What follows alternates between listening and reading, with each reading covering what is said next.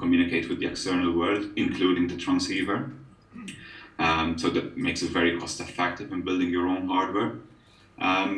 But then there are others like Atmel, Axum, who are producing the transceivers, and just having the transceiver on its own, even in not large quantities, you can buy the chips for around $5 at this stage. So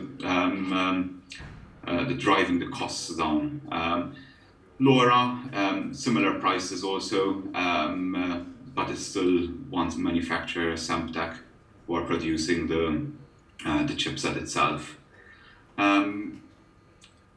And for all these technologies, to be honest, they're all trying to make it simple for anyone to pick up the hardware and provision it on the system and make it work. The idea is to have a device that you can install, take it anywhere and install without having the end user having to worry about how to pair it to something, how to connect it to a network.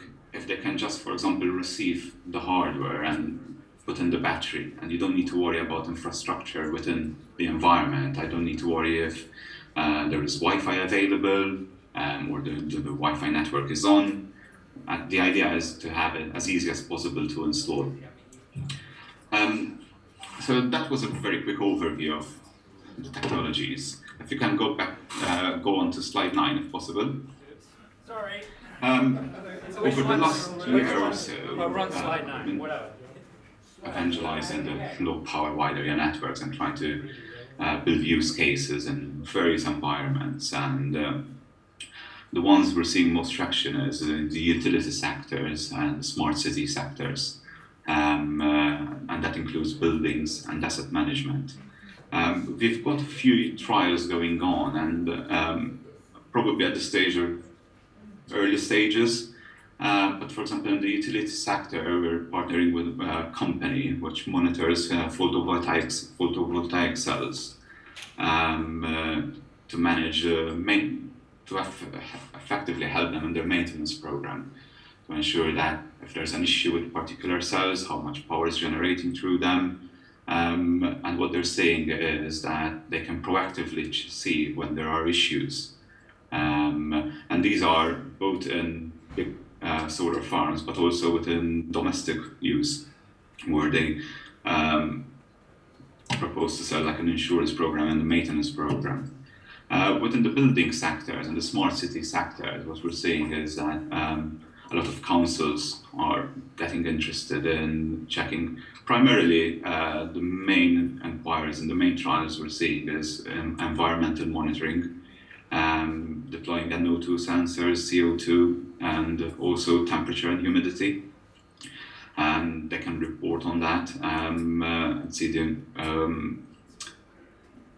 environmental conditions within their areas. And asset management is also something that we're looking to use low power wide area networks. Again, councils not knowing where their assets are, having a GPS within the device itself and reporting this position makes them use their resources more efficiently, or if they get stolen. And another trial that is due to start within council in England is refuse collection, checking if your wheel bin is full, and if it's not, does it need to be collected or not. If you can go on to the next slide, if possible. Within the building sector, a few months ago, together with our partners, we started a trial in Greenock near Glasgow. And this is a social housing Simon, time out, just for a sec. Can you hear me okay? Yeah, I can hear you. Okay, we need to drag out the hackathon contestants. Okay. And then we can continue the remainder of the talk and do the Q&A. So okay. Guys, if you're participating in the hackathon, follow Alan to the room next door. Adam, we're losing you unfortunately for the Q&A. You're going with the hackathon contestants. And whoever's remaining within the IOT meetup and is interested in learning more about low power wide area network technologies, stick around. Sorry for everyone on the live stream. We're just we're going to crack on in a moment.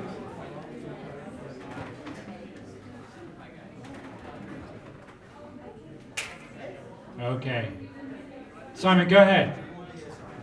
So I was saying, a few months ago, we started a trial with a number of partners with a housing association, where a number of devices have been installed within dwellings, and they're primarily used to monitor environment conditions, so it's temperature, humidity, but also noise. And the main idea behind that is for this housing association to be able to provide better maintenance across their dwellings, and also monitor the status of the environment that people are living in.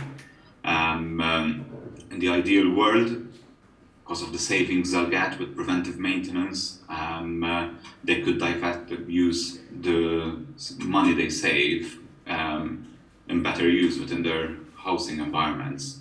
And it is still early days, but the feedback we're getting is that it is actually working as they expected, and they're getting the benefits they're seeing. And the good thing about it is that they have been sort of the guinea pigs of trying out this technology, but now we're getting inquiries from other councils around and other housing associations around the country to trial similar systems. So there's potentially another 3 which we're going to go ahead in the next few weeks. So again, primarily for preventive maintenance, but even for safety, ensuring, for example, that the smoke detector is still active. And that's one of the things that we're going to try and use and monitor. So there's a lot of interest. It's one of those things at the moment that you get the early adopters and the others who will follow suit later, and just trying to gather the interest and trying to show what the benefits would be of deploying such technology. However, of course, with all like other issues within the data world, there's the privacy concerns, and if you can go on to the next slide if possible. It's always going to be an issue, and it's how we manage it and how we ensure that the security and the privacy of individuals are always maintained. If you take a single device on its own and see its data, it's probably very difficult to identify or try and build a pattern. But once you have a large number of devices within, for example, one house, and with that you can start obtaining some information which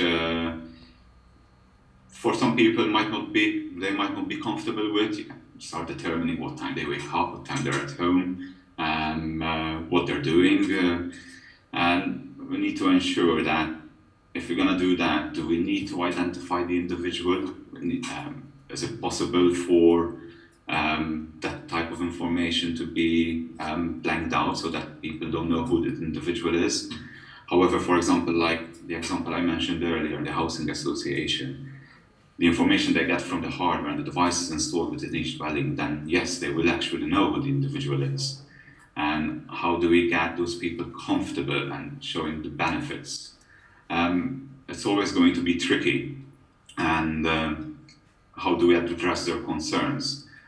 Probably myself, I would personally probably be uncomfortable if just a random person tells me, oh, we're going to install this device. But by trying to ensure and explain why it's being used and for what purposes, we try and get people on board and being more comfortable with it.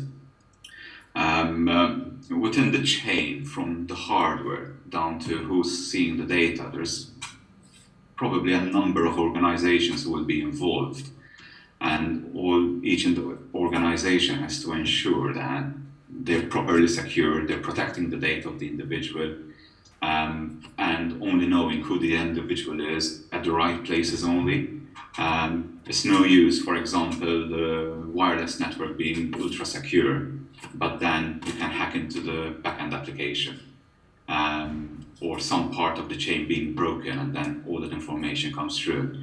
Because at the end of the day, the intentions are good. It's making sure that we keep everything secure, and ensuring that the customers, the individuals who these devices are installed for, and to make their life easier, they're comfortable with it. And yeah, basically we need to earn the trust of the public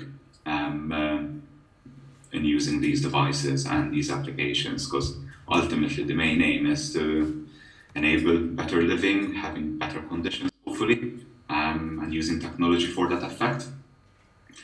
And I think that brings me to the end. Okay, Simon, excellent, thank you. Unfortunately, we lost quite a few of our attendees to the hackathon. But that's okay, because we do have people who've joined the live stream on Periscope and via the Product Forge live stream.